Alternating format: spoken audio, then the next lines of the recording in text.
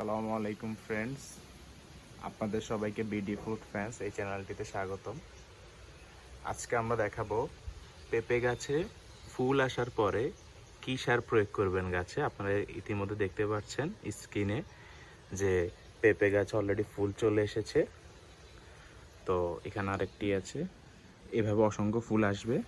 তো ফুল আসার পরে আমরা মাটির চারপাশে বা গোড়ায় কী ধরনের সার প্রয়োগ করব সেটি নিয়ে আজকে আমরা এখানে আলোচনা করব। আপনারা ইতিমধ্যে দেখতে পাচ্ছেন যে আমরা পেঁপে গাছটির চারপাশে রিং আকৃতির করে একটু গর্ত করে নিয়েছি। ঠিক এই রিংয়ের মধ্যে আমরা সার প্রয়োগ করব।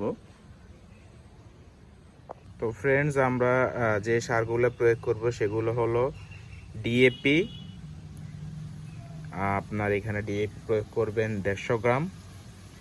আছে টিএসপি প্রয়োগ করবেন 150 গ্রাম, এবং আছে এমওপি বা পটাশ সার। এই সারটি আপনারা প্রয়োগ করবেন 100 গ্রাম। তো আমরা এখন প্রয়োগ করব। আমরা ফার্স্টে টিএসপি নিয়ে নিচ্ছি আনুমানিক হারে। এখানে 400 গ্রাম টিএসপি আছে, ও হিসেব করে আমরা আনুমানিক হারে গাছের চারপাশে এভাবে দিয়ে দিব।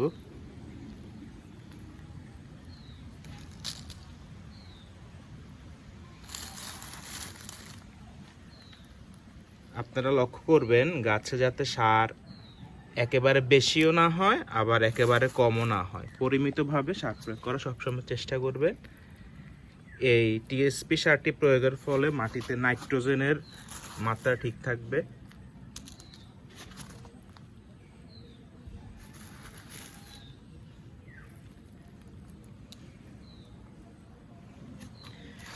তারপরে আমরা এই জায়গায় নিয়ে নিচ্ছি ডিএপি বা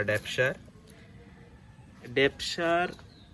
ডিএপি এবং টিএসপি এই দুইটা সারের কাজ প্রায় সেম। তারপর আমরা কিছু ডিএপি বা ডেপসার দিয়ে নিচ্ছি।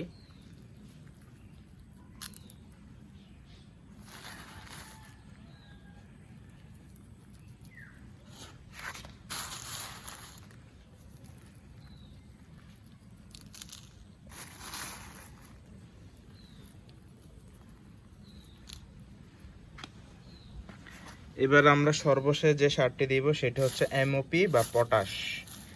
এটা গাছের ফুল ফল আসতে সাহায্য করবে, এবং যদি ফুল ফল এসে থাকে সেটি ফলে রূপান্তর করতেও এই সারটি সাহায্য করবে। সুতরাং আমরা এখানে এখন এমওপি 100 গ্রাম দিয়ে দিই।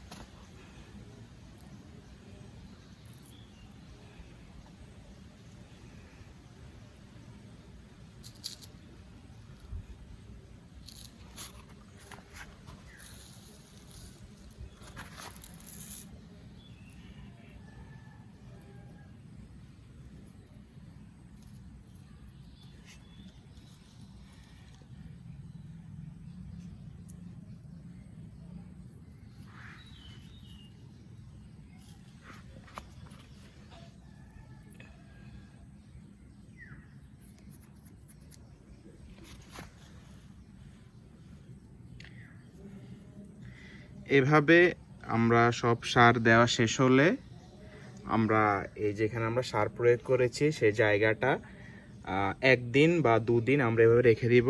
এর কারণ হলো, আপনি যদি সার দেওয়ার সাথে সাথে মাটি দিয়ে সারটি ঢেকে দেন তাহলে সারের একটা গ্যাস আছে, সেই গ্যাসটি আপনার গাছের এই যে শিকড় আপনারা দেখতে পাচ্ছেন, এই যে এগুলো হচ্ছে পেঁপে গাছের শিকড়, এই শিকড়গুলোর ক্ষতি করবে বা গাছের ক্ষতি করবে। সেই কারণে আমরা এখানে মাটি দিয়ে একদিন বা দুদিন পরে সারটি ঢেকে দিব, দিলে গাছ যথাযথভাবে বৃদ্ধি পাবে। এবং সবসময় চেষ্টা করবেন গাছের যে গোড়াটা রয়েছে এই গোড়াটা মাটি দিয়ে সুন্দরভাবে ঢেকে দেওয়ার জন্য। ঢেকে দিলে গাছটা মোটা হবে এবং গাছ সহজে হেলে পড়বে না এবং গাছ বৃদ্ধি পাবে দ্রুত। ফ্রেন্ডস, ঠিক দুদিন পর আমরা এভাবে এক্সট্রা মাটি দিয়ে আমরা গাছের গোড়াটি ভালোভাবে ঢেকে দিয়েছি। আপনারা এখন গাছের বর্তমান পরিস্থিতি দেখতে পাচ্ছেন। তো ফ্রেন্ডস, আপনাদের যদি ভিডিওটি ভালো লেগে থাকে তাহলে অবশ্যই ভিডিওটি লাইক কমেন্ট করবেন এবং চ্যানেলটি সাবস্ক্রাইব করে পাশে থাকবেন। ধন্যবাদ।